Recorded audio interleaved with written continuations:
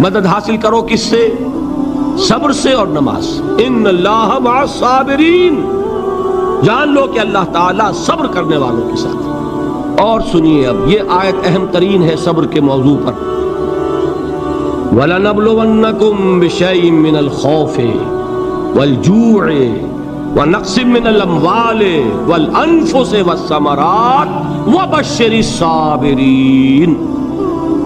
اور دیکھو ہم تمہیں آزمائیں گے، وَلَنَبْلُوَنَّكُمْ، ہم لازماً آزمائیں گے تمہیں، بِشَيْءٍ مِّنَ الْخَوْفِ، خوف کی کیفیت داری کر کے، والجوع، بھوک، فقر اور فاقہ، ونقص من الاموال، مالی نقصان، والانفس، جانی نقصان، والثمرات، اور ثمرات، پھلوں اور میووں کا نقصان۔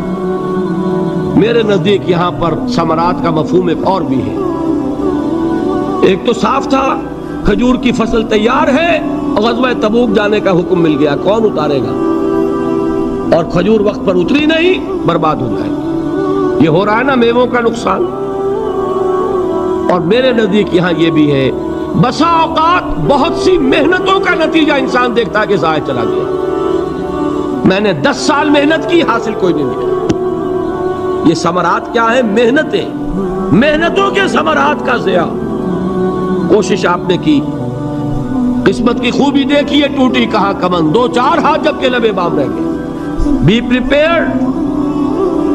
ایک شاعر کے یہ اشعار ہیں، وہ کمیونسٹ تھا، میں نام بھی نہیں لیتا، لیکن یہ کہ یہ اسی انقلابی، چونکہ ان کا بھی ایک انقلابی نظریہ ہے، انقلابی عمل میں یہ سارے مراحل آتے ہیں۔ کوئی سیٹ بیک آیا، فرض کیجئے کوئی ناکامی ہو گئی، تو اپنے ساتھیوں کو دل بندھانے کے لیے یہ فصل امیدوں کی ہمدم اس بار بھی غارت جائے گی، سب محنت صبحوں شاموں کی اب کے بھی اکارت جائے گی۔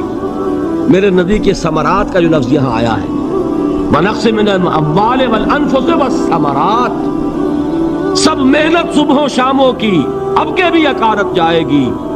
دھرتی کے کونوں کھدروں میں پھر اپنے لہو کی کھاد بھرو، پھر مٹی سینچو اشکوں سے، پھر اگلی رت کی فکر کرو، پھر اگلی رت کی فکر کرو، جب پھر ایک بار اجڑنا ہے۔ ایک فصل پکی تو بھر پایا، تب تک تو یہی کچھ کرنا ہے۔ ایک مقصد ہے سامنے، انقلاب برپا کرنا ہے۔ ایک کوشش ناکام ہو جائے کوئی پرواہ نہیں، نیکسٹ، پھر تیار رہو ناکامی کے لیے۔ ایسا نہ ہو جو انگریزی میں کہتے ہیں hope for the best but be prepared for the worst. ایسا نہ ہو کہ دوسری مرتبہ ناکام ہو کے بددل ہو جاؤ، تمہاری ہمتیں جواب دے جائیں، نہیں، پہلے سے تیار رہو کہ دوسری مرتبہ بھی ناکامی آئے تو آئے، لیکن جب تک کہ کامیابی حاصل نہیں ہوتی ہمیں یہ کام کیے تھے۔ صبر کا مادہ نہیں ہوگا تو آپ کام نہیں کر سکیں گے۔ اور اسی کا ایک دوسرا رخ ہے، جب آپ دعوت حق کے لیے کھڑے ہوں گے، پہلا قدم کیا آتا ہے؟ استہزاء، تمسخر، مذاق اڑانا، جس کی میں مثال اب دینا چاہتا ہوں محمد الرسول اللہ صلی اللہ علیہ وسلم کی شخصیت سے۔ دیکھیے ہم کیا اور ہماری بساط کیا، ہم کیا مبلغ ہوں گے، کیا داعی ہوں گے، ہمارے اپنے دامن پر داغ ہوتے ہیں، لیکن یہ کہ محمد الرسول اللہ کے دامن پر کوئی داغ تھا؟ ان کو تو سارے مکے والے الصادق الامین کہتے تھے، نہایت محبوب شخصیت تھے، ان کے لیے تو جا صادق، جا الامین، یہ الفاظ سننے میں آتے تھے، آنکھوں کا تارا۔ لیکن جب آپ نے دعوت اب شروع کی، اب قرآن مجید میں دیکھیے، کسی نے کہا مجنون ہو گئے، دماغ خراب ہو گیا، پاگل ہو گئے، اجی شاعر ہے، کچھ شعر جوڑ لیتے ہیں، ہم پر بہت جماتے ہیں۔ کسی نے کہا ساحر ہے، کچھ جادو سیکھ لیا، یہاں تک کہ ایسے بدبخت بھی پیدا ہوئے، قرآن میں ہے ساحر کذاب، سحر کرنے والا جادوگر نہایت جھوٹا۔ یہ الفاظ کہے جا رہے ہیں کس کی شان میں؟ محمد الرسول اللہ صلی اللہ علیہ وسلم، قرآن میں نقل کیا گیا، یا ایھا الذی نزل علیہ الذکر انک لمجنون۔ کبھی آپ نے اس کا ترجمہ سوچا؟ اے وہ شخص دیکھیے تصور کیجئے حضور جا رہے ہیں، تشریف لے جا رہے ہیں، کسی دعوت میں ہے، تبلیغ میں، یا ویسے ہی تشریف لے جا رہے ہیں، اور کوئی ایک جمگھٹا ہے لوگوں کا، ادھر سے فقرہ آتا ہے، تیر کی طرح لگتا ہے دل میں جا کر محمد کے صلی اللہ علیہ وسلم۔ اے وہ شخص جس کا یہ خیال ہے کہ اس پر کوئی ذکر نازل ہو رہا ہے، ہمارے خیال میں تو تمہارا دماغ خراب ہو گیا۔ یا ایھا الذی نزل علیہ الذکر انک لمجنون، کہا کہ نہیں کہا؟ اور یہ نہ سمجھیے کہ حضور صلی اللہ علیہ وسلم کے قلب مبارک کو تکلیف نہیں ہوتی تھی۔ میں قرآن سے ثابت کروں گا، میں کہیں کوئی کہانیاں بیان نہیں کرنا چاہتا۔ قرآن نے کہا ہے وَلَقَدْ نَعْلَمُ أَنَّكَ يَضِيقُ صَدْرُكَ بِمَا يَقُولُونَ، اے نبی ہمیں خوب معلوم ہے صلی اللہ علیہ وسلم کہ جو کچھ یہ لوگ کہہ رہے ہیں اس سے آپ کا سینہ بھجتا ہے، یہ جو گھٹن ہوتی ہے، صدمہ ہوتا ہے۔ انکا یضیق صدرک بما یقولون، ہمیں خوب معلوم ہے کہ جو کچھ یہ باتیں آپ کو سننی پڑ رہی ہیں، یہ کڑوی کسیلی باتیں، یہ جو فقرے چست ہو رہے ہیں، استہزاء ہو رہا ہے، تمسخر ہو رہا ہے۔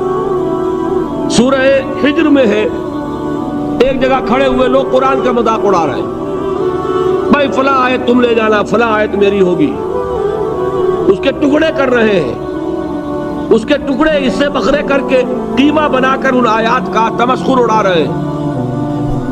ایک جگہ قرآن مجید میں مذکور ہے کہ فرشتوں کا مذاق اڑ رہا ہے، بھائی یہ دیکھو محمد نے کہا ہے صلی اللہ علیہ وسلم کہ جہنم پر تو کل 19 فرشتے ہیں، علیہا 19 قرآن میں آیت نازل ہوئی۔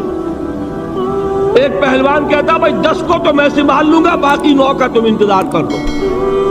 یہ باتیں آ رہی ہیں حضور کے کانوں، کلام الہی کے ساتھ کیا سلوک ہو رہا ہے، مجھ پر کیا فقرے چست کیے جا رہے ہیں، مجھ پر جس طریقے سے استہزاء اور تمسخر کا رویہ اختیار کیا گیا ہے، دل بھج رہا ہے، دل میں صدمہ ہے۔ دیکھیے سورہ نون ہے، اور میرے نزدیک یہ دوسری وحی ہے جو حضور پر نازل ہوئی ہے، اس کی ابتدائی آیات، نون والقلم وما یسطرون ما انت بنعمت ربک بمجنون وان لک لاجرا غیر ممنون وانک لعلی خلق عظیم فستبصر ویبصرون بأیکم المفتون ان ربک هو یعلم بمن ضل عن سبیلہ وهو اعلم بالمہتدین۔ نون قسم ہے قلم کی اور جو کچھ یہ لکھتے ہیں، اے نبی آپ اپنے رب کی نعمت سے مجنون نہیں ہیں۔ یہ کیوں کہا جا رہا ہے؟ حضور کو جو صدمہ پہنچا ہے وہی نازل ہوئی ہے دل جوئی کے لیے، تسلی کے لیے۔ آپ کیوں برا منا رہے ہیں؟ اے نبی آپ کیوں صدمہ اور رنج اور اندوہ محسوس کر رہے ہیں؟ ان بدبختوں کے کہنے سے کوئی آپ مجنون ہو جائیں گے؟ مانتا بے نعمت رب کا بھی مجنون وَإِنَّ لَكَ لَأَجْرًا غَيْرَ مَمْنُونَ، آپ کو جو یہ صبر کرنا پڑ رہا ہے، آپ کو جو یہ جھیلنا پڑ رہا ہے، اس کی وجہ سے آپ کو وہ اجر ملے گا جس کا سلسلہ کبھی منقطع نہیں ہوگا۔ وَإِنَّكَ لَعَلَىٰ خُلُقٍ عَظِيمٍ، اور اے نبی آپ تو خلق عظیم کے حامل ہیں۔ آپ کا اخلاق، آپ کا کردار، آپ کی سیرت، آپ کی شخصیت میں طہارت، نفاست، پاکیزگی، آج تک دنیا نے کوئی پاگل، کوئی مجنون ایسا بھی دیکھا؟ یہ ساری باتیں اللہ تعالیٰ حضور کی دلجوئی کے لیے فرما رہے ہیں۔ اس سے آپ اندازہ کیجئے کہ کتنا صدمہ ہوتا ہوگا۔ یہی ہے، اس ساری چیز کو جمع کیجئے تو یہ چیز کیا ہے؟ وَاصْبِرْ عَلَىٰ مَا يَقُولُونَ وَاهْجُرْهُمْ هَجْرًا جَمِيلًا، صبر کرو اے نبی، صبر کرو اے محمد صلی اللہ علیہ وسلم، جھیلو اور برداشت کرو اس پر جو یہ کہہ رہے ہیں۔ اچھی طرح نوٹ کیجئے یہ بات، ذرا سیرت ہی کا سمجھ لیجئے، آج ایک بیان ہو جائے گا۔ یوں سمجھیے جب حضور نے یہ کہا کہ مجھ پر وحی نازل ہوئی، فرشتے سے ملاقات ہوئی، تو اب وہ چہمے گوئیاں شروع ہو گئی، معلوم ہوتا دماغ خراب ہو گیا۔ دیکھیے ہم نہیں کہتے تھے یہ جا کے غار حرا میں بیٹھتے ہیں، کئی کے دن رہتے ہیں، بھوکے رہتے ہیں، وہ خشکی چڑھ گئی نا آخر۔ یہ جس طرح کی باتیں دنیا میں آج ہوتی ہیں اسی طریقہ کی باتیں ہوتی تھیں۔ عتبہ ابن ربیعہ ایک مرتبہ آتا ہے، کیونکہ قریش کے بڑے لوگوں میں سے تھا، تو قریب آ کر بڑی اپنائیت کے ساتھ، بڑی شفقت کے ساتھ، بڑے بزرگانہ انداز میں کہتا ہے بھتیجے حضور سے، بھتیجے اگر واقعی کسی بد روح کا سایہ ہو گیا ہے تم پر، وہ آسیب آ گیا ہے تو مجھے بتا دو، میرے بہت سے عاملوں سے تعلقات ہیں، میں کسی کو بلا کر یہ تمہاری بدروح دور کر دوں گا۔ اب آپ سوچئے کیا بیتی ہوگی حضور کے دل پر۔ یہ وہ کیفیات ہیں، اور یہ نوٹ کر لیجئے 4 برس تک یہی شکل رہی ہے۔ مخالفت اسی نوع سے ہوئی ہے جس کو کہتے ہیں فزیکل پرسیکیوشن، جسمانی تشدد، وہ پہلے 4 سال نہیں ہوا۔ اس کی وجہ کیا ہے کہ در حقیقت جب بھی کبھی کوئی ایسی دعوت اٹھتی ہے، اب مجھے اجازت دیجئے میں ایک لفظ انقلاب یہاں استعمال کر لوں، انقلابی دعوت۔ کل میں نے کہا تھا نا، ایک ہوتی ہے خالص مذہبی تبلیغ، ایک ہوتی ہے انقلابی تبلیغ۔ مذہبی تبلیغ کی سب سے بڑی مثال عیسائیت کی تبلیغ، اور انقلابی تبلیغ کی سب سے بڑی مثال اشتراکی تبلیغ۔ میں باہر سے مثالیں دے رہا ہوں، اندر سے نہیں دینا چاہتا۔ آگے یہ کہ یہ قدر گفتیں باقی فکر کن، آگے انسان اپنی عقل سے کام لے، سوچے، غور و فکر کرے۔ تو یہ انقلابی تبلیغ تھی محمد الرسول اللہ صلی اللہ علیہ وسلم۔ اور انقلابی تبلیغ کے اندر یہ بات جان لیجئے کہ پہلا رد عمل جو ہوتا ہے معاشرے کا، وہ یہ ہوتا ہے کہ کوئی ایسی بات گھبرانے کی نہیں ہے، ایک آدمی کا دماغ خراب ہو گیا ہے اور کچھ سر پھرے قسم کے چند نوجوان اس کے ساتھ ہیں، ایسی کیا بات ہے گھبرانے کی؟ مشت خاک ہے، بس ان کو چٹکیوں میں اڑاؤ۔ جو چٹکیوں میں اڑانا کہلاتا ہے نا، کسی کو قرآن مجید میں ایک اور جگہ کہا گیا ہے یریدون لیطفئوا نور اللہ بافواہہم، یہ چاہتے ہیں کہ اللہ کے نور کو اپنے منہ سے بجھا دیں، پھونکے مار کے ہی بس۔ تو پہلا رد عمل جو ہوتا ہے ایک نظام کا، ایک کسی انقلابی دعوت کے خلاف، وہ رد عمل ہوتا ہے استہزاء، تمسخر، مذاق کرو، ان کو جس کو آپ انگریزی میں کہتے ہیں ڈی مورلائز کر دو، ان کی ہمتیں جو ہے وہ ٹوٹ جائیں، ان کو اس طریقے سے، اسی کا نام ہے آج کل کی اصطلاح میں کیریکٹر اسیسینیشن، ان کی شخصیتیں جو ہیں ان کو داغدار کر دو، ان کا اعتبار ختم کر دو، ان کا استہزاء کرو، تمسخر کرو۔ اور یہ میں آپ سے عرض کر رہا ہوں اس وقت ایک گونا فخر کے ساتھ اور اللہ تعالیٰ کا شکر ادا کرتے ہوئے کہ میں نے جو کام بھی کیا ہے اس وقت پاکستان میں، آپ نے اخبارات میں دیکھا ہوگا، بڑا دقیانوسی مولوی ہے، بیگمات کا رد عمل جو ہوا وہ آپ کے علم میں ہوگا، بڑے جو یہ جدید ہمارے روشن خیال قسم کے جو صحافی ہیں، اگر کہیں آپ نے پڑھا ہو جس طرح استہزاء ہوا ہے، جس طرح مذاق اڑایا گیا ہے، جو الفاظ استعمال کیے گئے ہیں، وہ میرے نزدیک بہت بڑی سند ہے جو اللہ کے ہاں جا کر پیش کروں گا کہ اللہ تیرے دین کے لیے۔ میں نے اپنے گھر سے کوئی بات نہیں کہی، میں نے جو بات کہی وہ جو شریعت محمدی کی بات ہے وہ کہی۔ اگر اپنی طرف سے کہیں ہو، کوئی اضافہ کیا ہو، تو اللہ تعالیٰ کی پھٹکار ہو مجھ پر اور لعنت ہو مجھ پر۔ لیکن اگر میں نے وہی کچھ کہا جو شریعت محمدی کا تقاضا ہے اور قرآن اور سنت کی بات ہے، تو پھر اگر مجھے کسی نے پاگل کہا اور کسی نے دقیانوسی کہا اور کسی نے اور فقرہ چست کیا، تو میں اس کے لیے، میں تو سمجھتا ہوں میرے لیے وہ سند ہے جو اللہ تعالیٰ کے ہاں میں جا کر پیش کروں۔ اور یہ جان لیجئے کہ وہی بات ہوتی ہے ہمیشہ، ہسٹری ریپیٹس اٹسیلف۔ وہ بات کریں گے جو حضور نے کی تھی، وہی رد عمل سامنے آئے گا جو اس وقت آیا۔ اس لیے کہ یہ تو جو انسانی مزاج ہے وہ نہیں بدلا، معاشرے کا انداز نہیں بدلا، وہ جو کام ہوگا اس کا رد عمل ابتدائی وہی ہوگا۔ اور اس میں در حقیقت امتحان ہوتا ہے صبر کا۔ کیا دل شکستہ ہو کر بیٹھ رہے گا انسان؟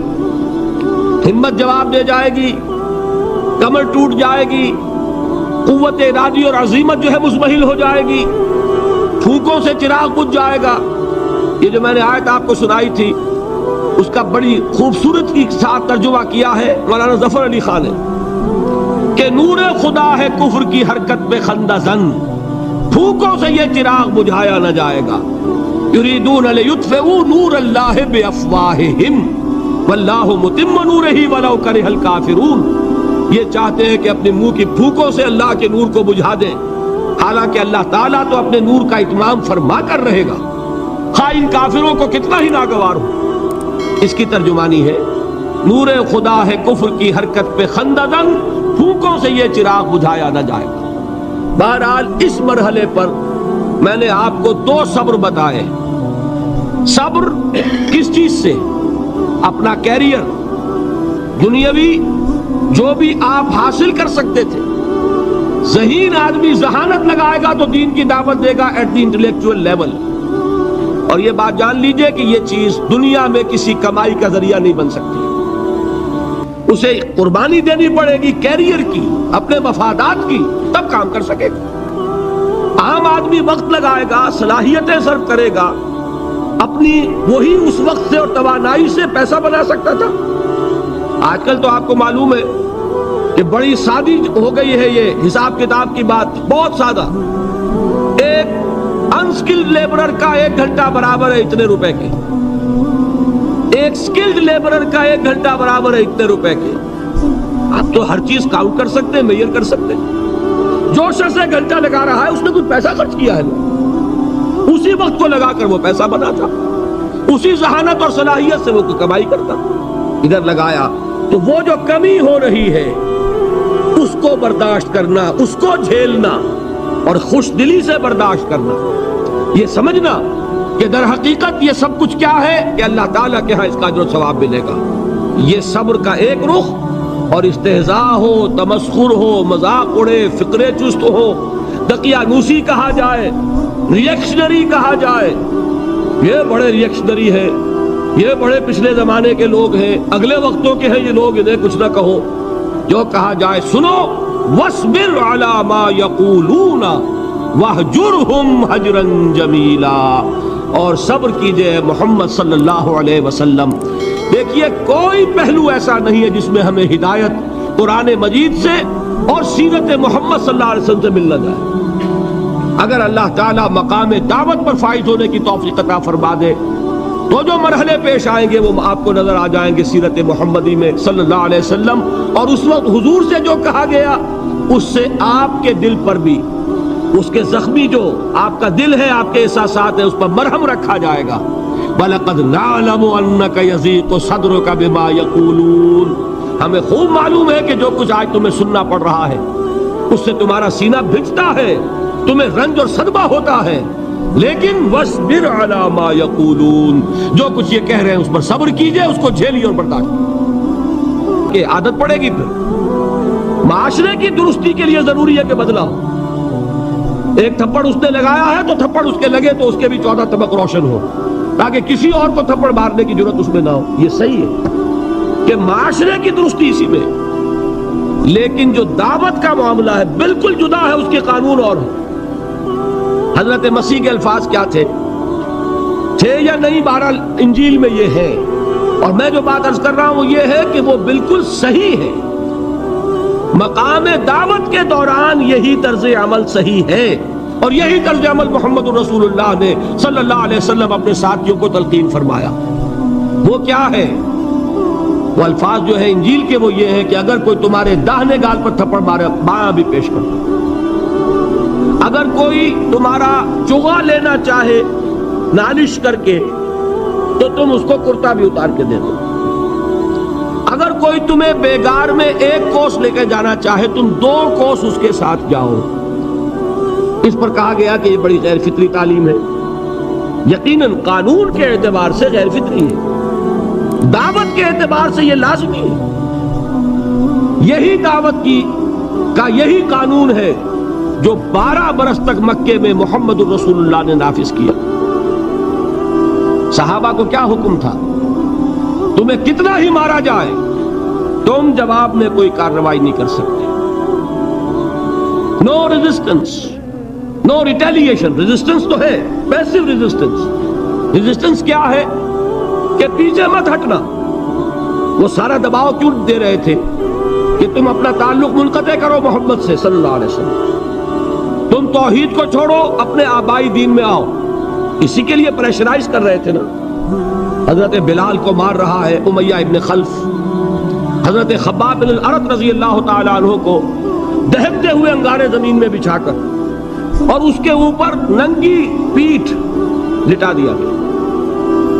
آپ ذرا تصور کیجئے، ایک شخص دیکھ رہا ہے کہ دہکتے ہوئے انگارے بچھائے جا رہے ہیں، یہ میرے لیے تیار کیے جا رہے ہیں، اور پھر حکم دیا جاتا ہے کرتا اتار دو، کرتا اتار دیتا ہے، لیٹ جاؤ، لیٹ جاتا ہے۔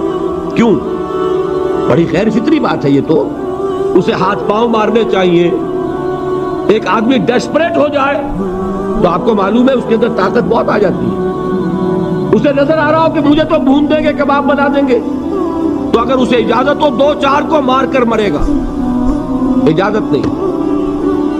محمد نے ہاتھ باندھ دیے صلی اللہ علیہ وسلم، تمہیں اجازت نہیں ہاتھ اٹھانے کی۔ یہ بعد میں سورہ نساء میں یہ الفاظ نازل ہوئے کہ اے مسلمانوں، ایک زمانہ یہ تھا کہ تمہیں حکم تھا کفو ایدیکم، اپنے ہاتھ بندھے رکھو، you are not allowed to retaliate, ڈٹے رہو، جمے رہو، کھڑے رہو، صبر کرو، جھیلو، برداشت کرو، پیچھے نہ ہٹنا، نہ محمد کے دامن کو چھوڑنا صلی اللہ علیہ وسلم، نہ توحید کا دامن چھوڑنا، لیکن ہاتھ اٹھانے کی اجازت۔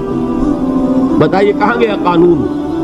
قانون تو یہ ہے کہ بدلا لو، لیکن وہ قانون تو اس وقت نافذ ہوگا جب انقلاب آ جائے گا، اسلامی حکومت قائم ہو جائے گی، تب آئے گا نا قانون۔ ابھی مرحلہ ہے انقلابی عمل کا، ابھی تو انقلاب لانا ہے، اسلامی حکومت قائم کرنی ہے۔ اس پروسیس کے تقاضے کچھ اور ہیں۔ اس میں جو پہلا مرحلہ ہے وہ پیسو ریزسٹنس کا ہے، صبر۔ یہی وجہ ہے، دیکھیے مکی صورتوں میں خود نبی اکرم صلی اللہ علیہ وسلم کو اتنے مختلف پیرایوں میں صبر کا حکم دیا گیا۔ کچھ مثالیں میں دے چکا ہوں، وَلِرَبِّكَ فَاصْبِرْ، اسی طریقے سے وَاصْبِرْ كَمَا صَبَرَ أُولُو الْعَزْمِ مِنَ الرُّسُلِ، اے نبی صبر کیجئے جیسے کہ صبر کیا ہمارے اولو العزم رسولوں نے۔ وَاصْبِرْ وَمَا صَبْرُكَ إِلَّا بِاللَّهِ، اے نبی صبر کیجئے، اور آپ کا صبر تو اللہ ہی کے سہارے ہے۔ وَاصْبِرْ لِحُکْمِ رَبِّكَ، یہ سورہ نون جس کی ابتدائی آیات میں نے آپ کو سنائی، نون والقلم وما یسطرون ما انت بنعمت ربک بمجنون، اس کا اختتام کیا ہوتا ہے؟ وَاصْبِرْ لِحُکْمِ رَبِّكَ وَلَا تَكُنْ كَصَاحِبِ الْحُوتِ إِذْ نَادَىٰ وَهُوَ مَكْظُومٌ، اے نبی صبر کیجئے اپنے رب کے فیصلے کا، انتظار کیجئے، اور اس مچھلی والے کے مانند نہ ہو جائیے۔ مچھلی والا کون؟ حضرت یونس علیہ السلام۔ مچھلی والے نے اپنے دینی حمیت اور غیرت جو تھی اس کی وجہ سے اللہ کے حکم کا انتظار نہیں کیا، اپنی قوم کو چھوڑ کر چل دی۔ نبی کا، رسول کا یہ معاملہ ہوتا ہے، جیسے کہ آپ کو معلوم ہے کوئی افسر ہے کسی حکومت کا، وہ اپنی پلیس آف ڈیوٹی کو نہیں چھوڑ سکتا، he must stick to his place of duty۔ بڑے افسرز کے لیے تو یہ بہت بہت اہم بات ہے۔ تو اے رسول، جہاں آپ کو ہم نے تعینات کیا ہے آپ وہاں سے ہل نہیں سکتے، کہ ذرا مخالفت ہوئی، لوگوں نے فقرے چست کیے اور آپ کہیں اور چل دیے، دفعہ ہوئیے، یہ بات نہیں سننا چاہتے، میں کسی اور کو سناؤں گا، ہو سکتا ہے نا؟ ہم تو کرتے ہیں نا یہ، اس لیے کہ ہمیں تو اللہ نے کہیں تعینات تو نہیں کیا نا۔ اگر ایک جگہ کے لوگ بات نہیں سنتے، چلو بھائی ہم کہیں اور جائیں گے، وہاں بات سنائیں گے۔ لیکن رسول کا معاملہ ہوتا ہے جو اس کی پلیس آف اپوائنٹمنٹ ہے، he cannot leave his place without the express permission of اللہ سبحانہ و تعالی۔ آپ نے یہ سنا ہوگا، سیرت کی تقاریر میں پڑھا ہوگا کہ مدینے کی طرف ہجرت کی اجازت حضور نے تمام صحابہ کو دے دی، خود منتظر رہے جب تک کہ اللہ کی طرف سے اجازت نہیں آئی۔ حضرت ابو بکر پوچھتے رہتے تھے حضور اجازت آ گئی کہ نہیں؟ نہیں ابھی نہیں آئی۔ حضور اذن آ گیا؟ نہیں آیا، ابھی نہیں آیا۔ حبشہ کی طرف سب کو بھیج دیا، اجازت دے دی جو جانا چاہے چلا جائے۔ حضور کی صاحبزادی جو حضرت عثمان کے نکاح میں تھی وہ بھی ہجرت کر رہی، لیکن حضور تو نہیں گئے۔ رسول نہیں چھوڑ سکتا اپنی جگہ کو، یہاں تک کہ تمام تقریباً صحابہ چلے گئے، حضور رہ گئے، حضرت ابو بکر رہ گئے، حضرت علی رہ گئے، اور حضرت ابو بکر پوچھ رہے ہیں بار بار اجازت آئی یا نہیں؟ نہیں ابھی نہیں آئی۔ حضرت عائشہ نے واقعہ بیان کیا کہ ایک روز اچانک دوپہر کے وقت ہم نے دیکھا کہ حضور نے اپنے پورے جسم کو ڈھانپا ہوا ہے، چہرے کو بھی کپڑے میں ڈھانکا ہوا ہے اور تشریف لا رہے ہیں۔ یہ اس میں تعجب کی بات یہ کہ عرب میں آج بھی آپ کو معلوم ہے کہ یہ چیز جو ہے ان کی روایات کے خلاف ہے کہ دوپہر کے وقت کوئی کسی سے ملنے جائے. یہ وقت جو ہے قیلولے کا ہے، آرام کا ہے. آج کل وہ عصر اور ظہر کے مابین کا وقفہ، تو این ٹھیک دوپہر کے وقت تشریف لائے حضور. آپ نے آ کے حضرت ابو بکر سے فرمایا کہ اجازت آ گئی ہے. اس میں ایک قصہ تھوڑا سا اور بتا دوں، بہت دلچسپ ہے اور بہت ہمارے لیے سبق آموز ہے. حضرت ابو بکر نے بہت خوش ہو کر ایک بات کہی، حضور میں نے 2 اونٹنیاں تیار کی ہوئی ہیں. یعنی اب آپ وہ تو سوچتے تھے نا شاباش ملے گی کہ میں نے تیاری کی ہوئی ہے. میں نے 2 اونٹنیوں کو خوب کھلا پلا کے فربا کیا ہوا ہے، بڑی توانا ہے تاکہ ہم تیزی کے ساتھ سفر کر سکیں. حضور نے توقف کیا، فرمایا ہاں ٹھیک ہے، 1 اونٹنی میں استعمال کروں گا لیکن میں اس کی قیمت ادا کروں گا. حضرت ابو بکر کی آنکھوں میں آنسو آ گئے، روتے ہوئے کہا حضور مجھ سے یہ مغایرت، کیا یہ جان اور مال کسی اور کے لیے ہے؟ آپ مجھ سے بھی کہہ رہے ہیں میری اونٹنی جو ہے وہ بھی بلا معاوضہ آپ قبول نہیں فرما رہے. یہ ہے محمد الرسول اللہ کی غیرت اور حمیت کا. ہمارا معاملہ جو ہے دین کی دعوت و تبلیغ کے اعتبار سے بالکل کچھ مختلف بنا ہوا ہے. اسی لیے وہ عزت نہیں، وہ وقار نہیں. یہاں یہ حال ہے کہ حضور کے خسر ہیں، جان نثار ہیں، یار غار ہیں، سب کچھ ہیں، لیکن وہاں بھی یہ معاملہ ہے کہ ٹھیک ہے اونٹنی کی میں قیمت ادا کر. بہرحال میں جو عرض کر رہا تھا وہ یہ ہے کہ چونکہ رسول کو اجازت نہیں تو فرمایا گیا وَاصْبِرْ لِحُکْمِ رَبِّكَ وَلَا تَكُنْ كَصَاحِبِ الْحُوتِ. دیکھنا وہ جو یونس علیہ السلام جو انہوں نے کیا تھا اجازت آئے بغیر، وہ اپنی قوم کو چھوڑ کر کسی اور وجہ سے نہیں گئے تھے دین کی حمیت اور غیرت کی وجہ سے. یہ بدبخت بات سننے کو تیار نہیں ہے تو دفع ہو، میں کہیں اور جا کر اللہ کی بات کہیں سناؤں گا، لیکن اجازت کے بغیر نہیں جا سکتے. یہی وجہ ہے کہ پکڑ ہوئی، گرفت ہوئی اور مچھلی کے پیٹ میں رہے. وہاں وہ لا الہ الا انت سبحانک انی کنت من الظالمین، اور وہاں سے پھر اللہ تعالیٰ نے نجات دی، مچھلی نے انہیں اگل دیا ساحل کے اوپر. یہ ایک لمبی بات ہے. تو یہاں حضور سے کیا کہا گیا؟ صبر کی. اب دیکھیے ایک بات عجیب ہے، یہ ربط اپنے ذہن میں رکھیے. اللہ تو صبر کی تلقین کر رہا ہے اپنے رسول کو، اور رسول یہی تلقین کر رہے ہیں اپنے صحابہ کو. صبر کرو، جھیلو، برداشت کرو، ہاتھ مت اٹھانا، کوئی جوابی کارروائی نہیں ہوگی، بلکہ اپنے اوپر جھیلو جو کچھ جھیلنا ہے، ڈٹے رہو، پیچھے مت ہٹنا، یہ صبر ہے. لیکن ہاتھ اٹھانے کی اجازت نہیں. چنانچہ اب ذرا چشم تصور سے دیکھیے، ابو جہل اس نے جو بدترین روش اختیار کی، وہ ایک خاندان تھا حضرت یاسر، ان کی اہلیہ حضرت سمیہ، اور ان کے فرزند حضرت عمار رضی اللہ تعالی عنہم. یہ غلام نہیں تھے. حضرت سمیہ تو کنیز تھی لیکن یاسر غلام نہیں تھے. ان کی کہانی یہ ہے، واقعہ یہ ہے کہ یہ بہت نیک آدمی تھے. یاسر یمن کے باشندے. انہیں کو خواب میں بشارت ہوئی کہ نبی کا ظہور ہونے والا ہے مکے میں، جاؤ شاید ان کے قدموں تک پہنچ جاؤ. جیسے حضرت سلمان فارسی کی بات میں نے آپ کو بتائی، وہ تو خواب کی بشارت نہیں تھی، وہ ان کے غور و فکر کا معاملہ تھا. انہوں نے وہ جو آگ کی پوجا پاٹ ہے اس کو چھوڑا اور سفر کیا، اور پھر انہیں خبر دی ایک راہب نے کہ کھجوروں کی سرزمین میں آخری نبی کا ظہور ہونے والا ہے، جاؤ شاید قسمت یابی کرے. انہیں خواب آیا تھا. یہ یمن سے ترک وطن کر کے مکے آ گئے. ابو جہل کا ایک چچا تھا، بہت شریف النفس انسان، اس کے ساتھ معاہدہ کیا حلیف بن کر، اور وہ مکے میں رہنے لگے. اس لیے کہ یہ نوٹ کر لیجئے، مکہ اس وقت ایک قبیلے کا شہر تھا، صرف قریش. یا قرشی رہ سکتا تھا وہاں، یا قرشی کا حلیف. اگر کسی کے ساتھ اس کی، جیسے آپ کو معلوم ہے یہاں کاروبار وغیرہ کرنے میں سعودی عرب میں شراکت جو ہے وہ کسی لوکل سعودی کے ساتھ ہوگی تو آپ کر سکتے، وہ کفیل ہے، ورنہ آپ کچھ نہیں کر سکتے.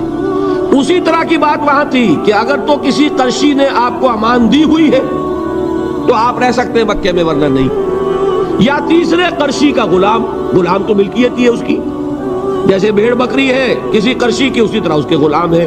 یہ 3 کیٹیگریز تھی انسانوں کی مکے میں. اسی کو نوٹ کیجئے کہ جو بیچارے غلام تھے وہ سب سے زیادہ ستائے گئے، اس لیے کہ غلاموں کے تو حقوق ہی کوئی نہیں تھے. ان کو تو اگر کوئی شخص اپنے غلام کو ذبح کر دیتا تھا تو بھی کوئی پوچھنے والا نہیں. بالکل ایسے ہی ہے نا، آپ کی بکری آپ نے ذبح کی، گوشت کھا لیا، کوئی آپ سے کوئی پوچھ سکتا؟ جب ملکیت ہے، آپ کی بکری آپ کی تھی، آپ نے ذبح کر دی. غلام آپ کی ملکیت تھا، آپ نے ختم کر دیا. کوئی اس میں جرم نہیں، کوئی باس پرس نہیں. یہ تھا حال غلاموں کا. بلال غلام تھے، ابو فقی غلام تھے، زنیرہ ایک کنیز تھی. ان کو جو ماریں پڑی ہیں اس کا آپ کو معلوم ہے.